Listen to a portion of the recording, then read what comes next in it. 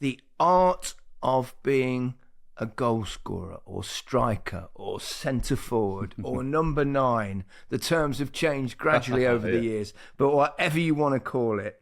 We've never really discussed this in depth in terms of, the whole package really is being a striker, Alan. So let's have a little discussion. And we'll refrain from using the too much bad language today, because this might be useful perhaps for some youngsters, that if your parents, if they want you to listen. Is that a little dig at me? Is that? Well, I think we're both guilty on occasions, but agreed. But we do quite like swearing out from time to time. What age were you when you started playing, and were you immediately up front? I was immediately loving scoring goals and putting the ball in the back of the net, even if it was in a tiny goal in a tiny back garden that we had. Yeah. But you know what it was like at school, because I was perhaps one of the better players at school. Then it was one of those where I was started off in midfield to try and play everywhere, but that didn't stop me from loving scoring goals. It was always that feeling, of when it meant nothing, it meant something. Do you know what I mean? It was just a great feeling putting it in the net, or putting it through the jumpers as they were back then. Yeah, I was the same. I used to play in our little back garden as well with my brother. And I was actually always the goalkeeper. Really? I don't know why, in the garden, yeah. But never at school. I was too small. That's why I was tiny when I was growing up. But I can't remember what first made me go there. I think it was probably my speed. So I think the school automatically put me up top. And rather like yourself, Alan, it was that immediate love, that incredible feeling of scoring a goal. And I suppose in a kind of egotistical way, it's like you're the hero, aren't you? Yeah. I mean, you can be the villain as well, of course. Yeah. But you are the man that pumps it into the back of the net. And I think at that sort of age when you first start, and I think it's different now, it's always also worth pointing out that, and I don't know when it changed about 10, 12 years ago, but little kids would play on full-size pitches back then as well, wouldn't you? So, whereas nowadays, the kids do learn to play more, they do learn to keep the ball, to do the dribbling things. And I think that's better, and that's why we're producing more players these days, England as a whole. But in those days, you play on full-size pitches, so I think your pace, and I know you were the same in terms of your velocity, that the ball's over the top, and most of my goals, I think at that age, I don't know about you, but were one-on-ones with a goalkeeper. Yeah, there's a lot of them. Yeah, because I mean, you were just people were still just learning about the game when it wasn't so much about positions. It was just about trying to get out and play, particularly at school. I mean, as you gradually got older and you got into boys' club territory, you got into city boys or whatever it is. But I think certainly more at my school, it was just about really getting out to play. But then, so there was so much space everywhere, because I was one of the quickest. That and the same as you, yeah, it was always running into space and one-on-ones with a goalkeeper, yeah. You know, when you were a kid, Alan, I mean, we've all done it, and I'm sure kids still do it today. In the playground, which player were you? Everyone knows my hero, but I was what was I when Kevin Keegan came to Newcastle? I would have been 11 or 12. So it was him then. Before that, who was it? Before that, I'm trying to think. Who was it before? I can't remember who was it before that. Who were you? While I'm thinking. But while you're thinking, I was. Funnily enough, I also ended up being at the club with my hero as well, only for a really short period of time. But it was Frank Worthington. Right. Okay. Yeah. He was a very different player to me. I mean, he was a striker as well. He was a number 9, obviously, but he was kind of graceful and had a beautiful touch. Yeah. And we all remember that goal, don't we? Was it for Bolton again? Was it against Ipswich when he double flicked it over his head and then boom. Turns and volley it? I might be wrong about the two teams involved, but I remember the goal anyway. Yeah, it was incredible. Yeah, and he was always my hero. And I ended up, I was an apprentice, and we overlapped by about 4 months. right. And I used to do the first team dressing room, cleaned it up and all that sort of stuff. But he was always really, really, he didn't know I was, he was my hero, but he was fantastic. Was it always goals with you though, as well though? I mean, was it, do you know? Absolutely. I mean, it's crazy, isn't it? You just got that. I mean, there was no one in my family. My dad loved football and he played it occasionally with his pals, but he was never, there was nothing, anything serious about him being a footballer or anything like that. So it was just with me, I don't know, you just get the buzz of, as I said, even in the back garden, putting it through the posts or hitting the back of the net. It was just that feeling, wasn't it? You got it straight away. There's nothing like it. You're absolutely right. My dad, he was okay. But my granddad was a really good player. Right. Played for the army. Okay. In fact, this is how crazy and how things have changed. My granddad turned down offers to be a professional footballer because he didn't want to lose the family business, which was selling fruit on Leicester Market. Wow. How about that? Brilliant. Amazing. That is a change. But he was really quick. He was a little winger. Apparently, I never saw him play, obviously, but my dad was okay, but not. He obviously never went on to do anything. But they always encouraged me brilliantly. But I think that can you remember the kind of numbers that you scored? I remember when I was I think I've still got a newspaper clipping, or I've got a digital version of it, where I think I scored 161 goals in one season for both my... I know this sounds ridiculous, but I was about 12, 13. Yeah. So I think for the two teams that I played for, one was the school, which I scored 40-odd. She didn't play that many games. And my Sunday team was about 120 goals. Because you were beating everyone like 10, 12, 15... Well, sometimes, nil, yeah. Yeah, it's the same. Yeah, it's mad, isn't it? It's crazy. What was the most you scored in a game? Can you remember? I got into double figures when I was playing for boys club territory, because it was we were battering some teams because we were one of the best teams around, whether it was my old boys club Wallsend or the one I went to for the last year was Cramlington Juniors. It was those were great days, learning your football and going out every Saturday and Sunday and play. It was like, I still remember it now. Great days. Was there a particular coach in your formative years, in your teenage years, Alan, that was particularly helpful? Well, there was at my very, very first school. This, believe it or not, this is true. His name was Mr. My teacher, my sports teacher. His name, who he sort of got me into one of the boys' clubs or recommended I did. His name was Mr. Sunderland. You're joking. Honestly, his name was Mr. Sunderland.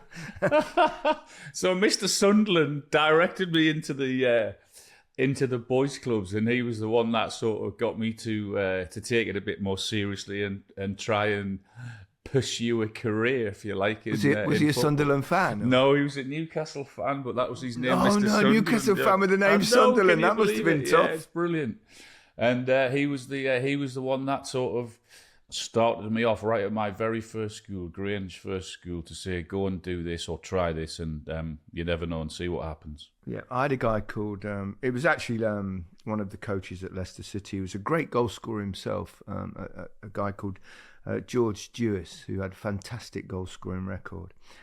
And I got spotted, I don't know about you, but I got spotted when I was about 12 playing for my Sunday team.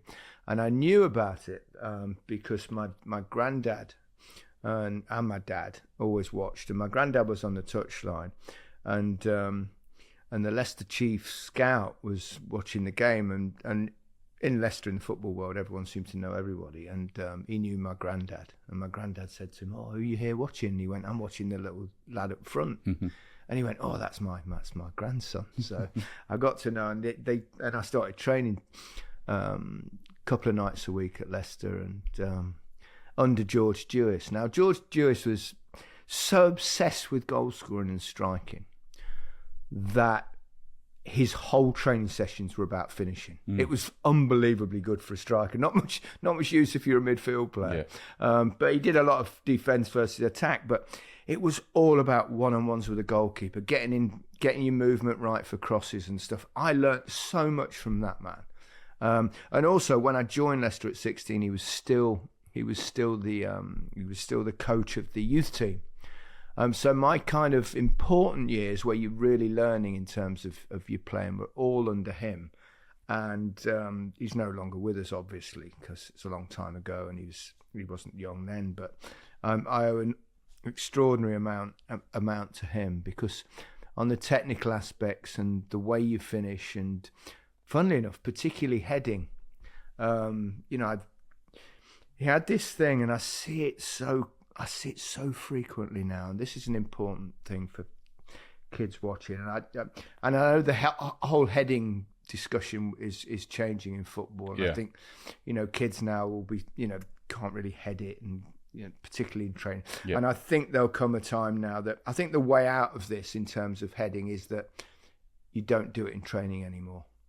But that's another issue for another day. Yeah. But at that point, he used to have this thing. He said everybody, when they head it as strikers, he said 90% of them, when they head the ball, at the last second, they close their eyes. And when you close your eyes, you dip your head slightly. And therefore, it won't come right off your forehead. It will come slightly off the top of your head and go over the bottom. Now, I see it all the time. I see it in matches all the time, close-ups, and you see a head just dip at the last second.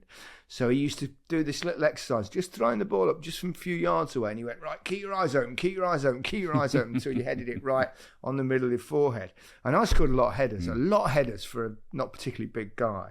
And I know you were the same. You were really good in the air as well. Well, now we know why you were so good at one-on-ones then, because it's such an early age. I mean, what were you then, 15, 14, 15, something like that? It started when I was 12. Really? So it would have been every session, every Tuesday night and Thursday night after training, it would have been either getting on the end of crosses and the movement, or one-on-ones with goalkeepers.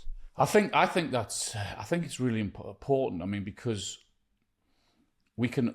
I mean, we're both at an age now where we're going back for some God, decades. Me. I mean, yeah, exactly. I mean, 30, 40 years in your case. All right. The fundamentals are the same. I mean, nothing really changes. I mean, sessions might change, techniques slightly may vary, positions may vary, but the technique of finishing really doesn't. The runs, the 1v1s, the heading, the shooting, the touch, left foot, right foot. I mean, all of those things won't never change in terms of putting the ball in the back of the net. And the big thing you said about your 1v1s, mine was a lot of shooting techniques, finishing it. Particularly when I was an apprentice at 15, I went down at 15, so 15, 16, 17.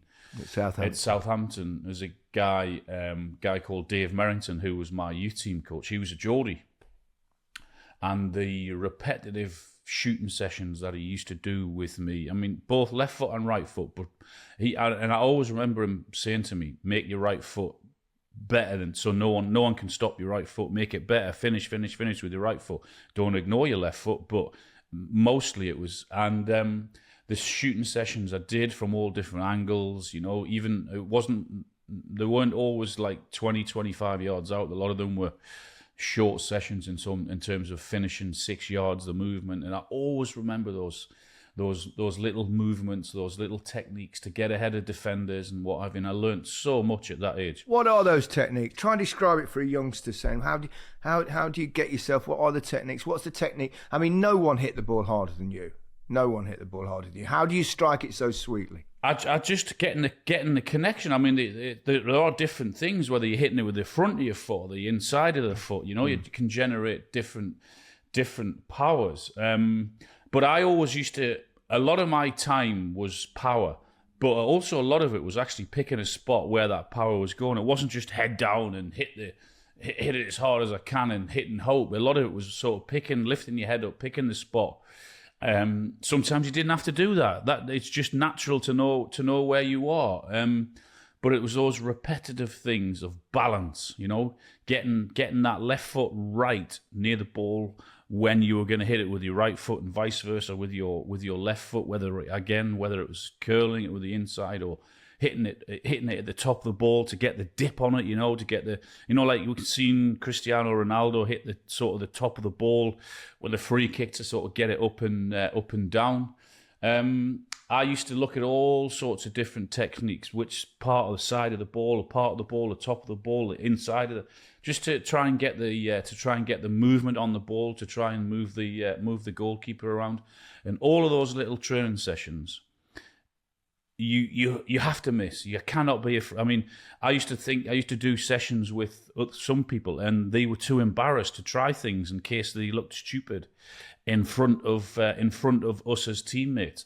That never ever bothered me, particularly in because if you're going to look a fool in training, at times if you're going to do it in match, you might look a fool in a match in front of 200 or 300 people when you're with the youth team, and you should never ever be frightened to try things out, particularly in training. And the other thing that applies, not only not being afraid to try things and not being afraid to fail, but also, I think an important aspect of any goal scorer is how you deal with when you miss. Yeah. And the fact that you keep going, you go and again, you don't let it affect you. Part of your job, and the most important part of the job, is getting into positions to score goals. So therefore, you've just got to keep going and going and going. And in the end, I think goal scoring, particularly the art of goal scoring in the penalty box, not necessarily long shots and stuff, I think it's basically the law of probability. So you keep going, you keep going, you keep going. The more chances you get, therefore, the more goals you'll score. Yeah. And I think the other thing as well, of course, this is when we come to the movement side of things, which I think was my biggest strength.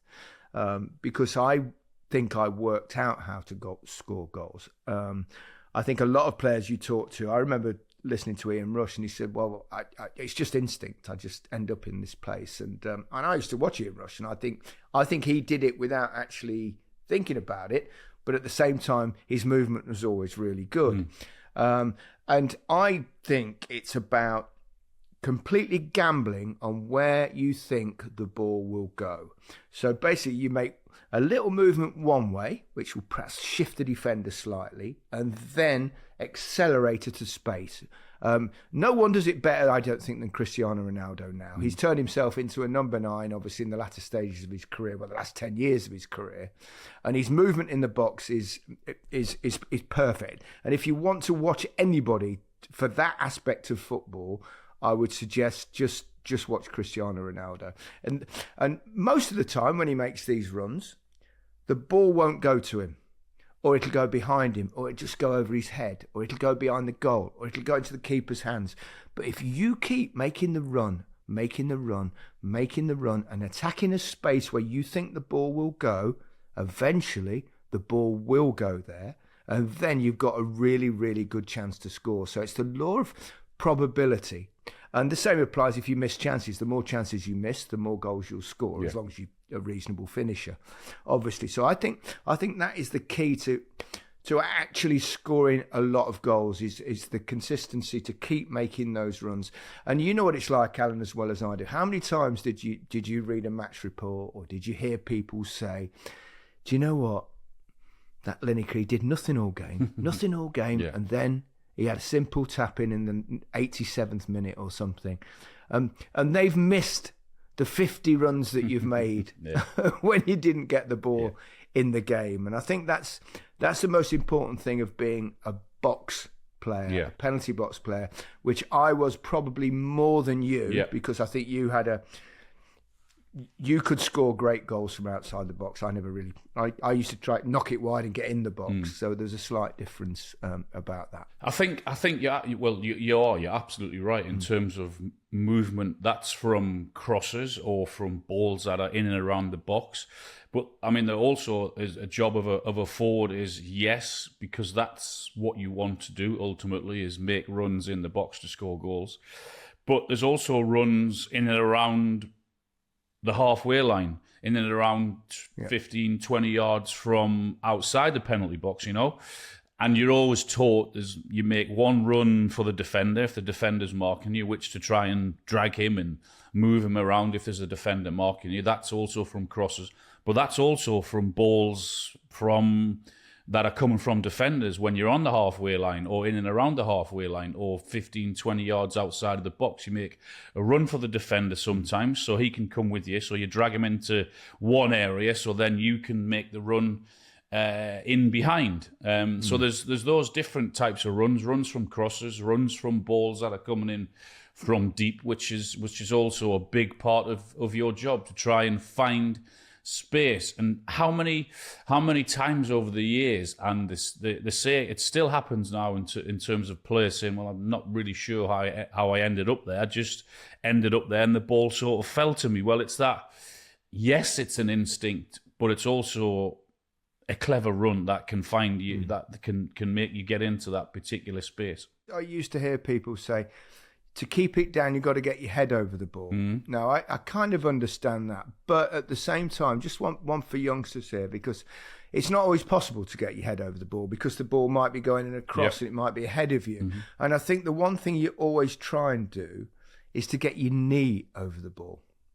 Because I think if you can do that, even when your head's behind it and you're sliding in, that will keep it down. So little technical aspects like that. Because especially with nowadays, it's kind of difficult perhaps 30, 40 years ago to hit the ball over the bar frequently because balls were heavier. They weren't before you started, and they weren't the lace-ups when I played. In your day. But it is true. That's another technical aspect. I mean, you were a pure striker of the ball, but you didn't blaze many over the bar. No, I mean you're gonna. I mean you're gonna. That's unfortunately you're gonna miss more than you score. But when you score, it's well worth it. And there's a lot of it is about technique. A lot of it is just gambling in terms of you're right, because you might have to stretch out. You might have to whatever you have to do. It's finding a way.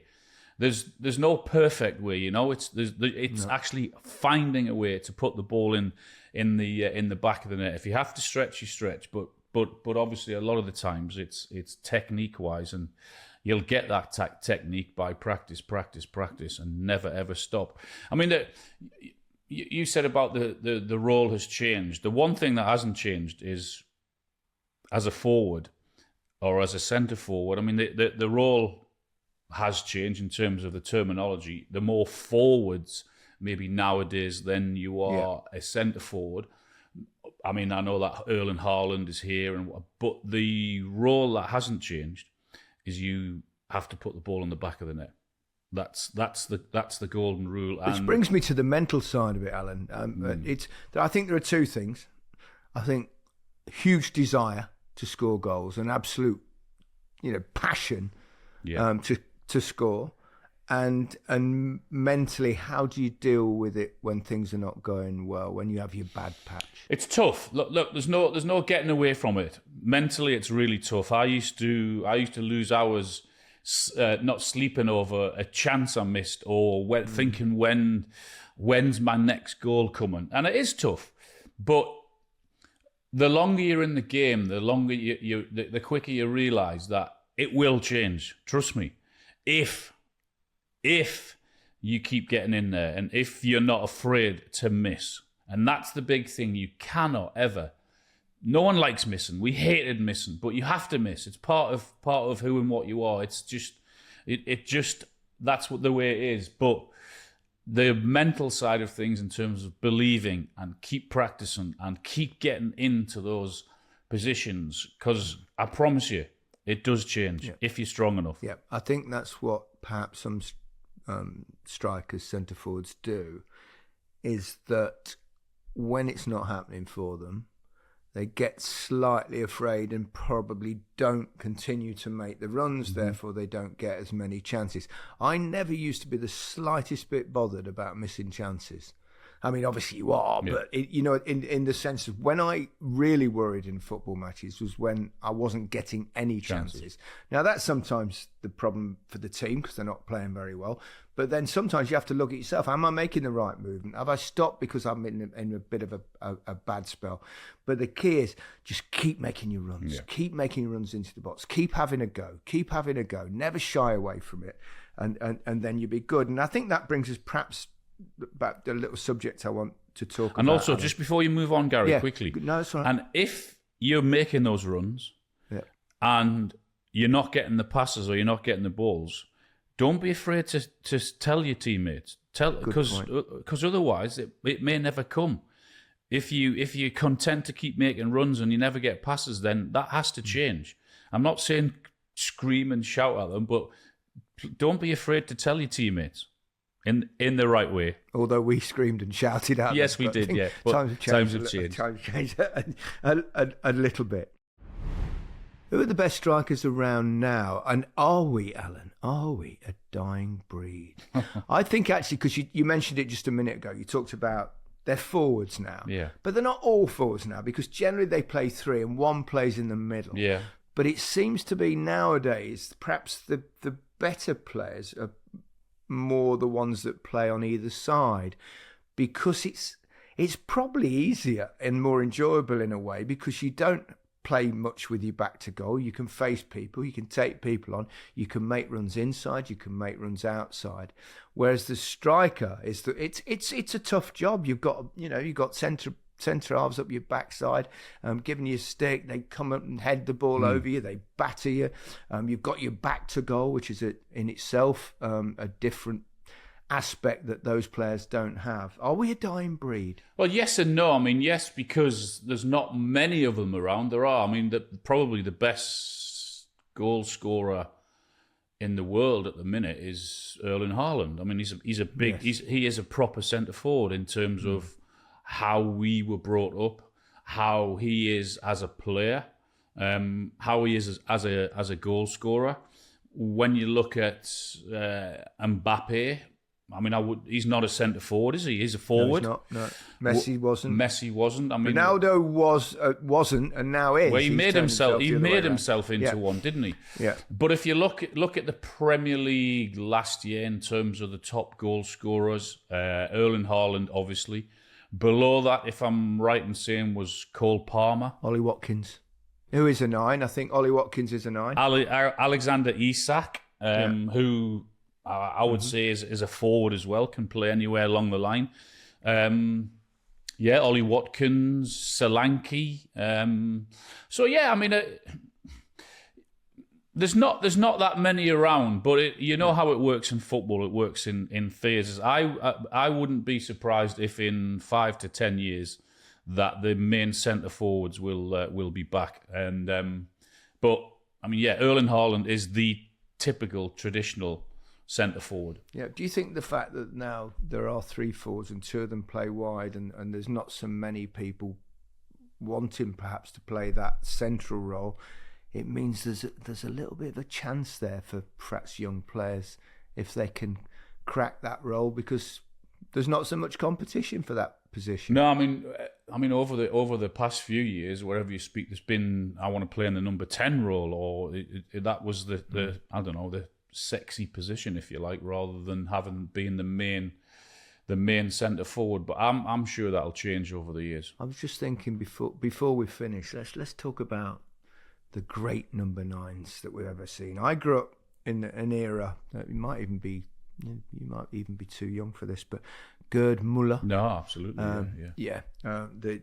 The German. He was your kind of archetypal number 9 box player. I learnt a lot from him. I would definitely put both Ronaldos, but actually Brazilian Ronaldo was more of a natural number 9, I think, originally. Who else would you put on the all-time number 9s? Lewandowski. I mean, he's still there, isn't he? Still playing, still banging the goals in. When I was 12, 13, 14, 15, it was you and Rushy. I mean, that you were the guys that, and Mark Hughes was the big centre forward Yeah. who could bring players into the game and scored spectacular goals and was amazing at it. Pele, actually, I'll go back to Pele. I mean, he was slightly. I would say he's more than number 9 in many ways, but I mean, crikey, his record was incredible. There are other number 9s. I mean, Harry Kane's a 9, Yeah. but he's slightly different, isn't he, Harry? Because he likes to drop deep Yeah. and he's a great passer of the ball. So but at the same time, he's still, around the box. He's a brilliant finisher. Still a great goal scorer. I mean, his numbers are incredible. So Yeah. Suarez was wonderful. yeah, he goal was scorer. brilliant. I mean, when we were playing together with England, what was it, 92? There was you, Rushy, me coming through. There was Ian Wright, who was a very, very good goal scorer, a good centre forward. So yeah, there's been some great ones over the years. Rushy was a good player, wasn't he? Ian Rush. I mean, you talk about having the work rate that forwards have to put in to close down and press, and they're on about pressing from the front, and you hear that constantly now, pressing. He was brilliant at that. He was one of the best at that, wasn't he? Ahead of his time on that. Yeah, he was absolutely brilliant at that. I'll give you 2 before we finish. 2, I think, certainly the best of my time. Hugo Sanchez, who played for Real Madrid for years, Mexican centre forward, and Van Basten. And Marco van Basten. Oh, he had injuries towards the yeah. end of his career, but what a 9 he was. Absolutely brilliant. Last thing, Alan, before we go, if you had a youngster come to you who's got a bit of talent in the centre forward role, what would you be your one piece of advice? Love scoring goals, because there is not a better feeling in the world ever, and never, ever, ever be afraid to miss. Yeah, and I'll add, practice your finishing, practice your finishing, practice your movement, practice your movement. Yeah. And enjoy the art of scoring goals. Well, I hope you enjoyed listening to us talking about the art of scoring goals. That's it for this particular episode. Goodbye from me. Goals, goodbye from me. Go, go, go!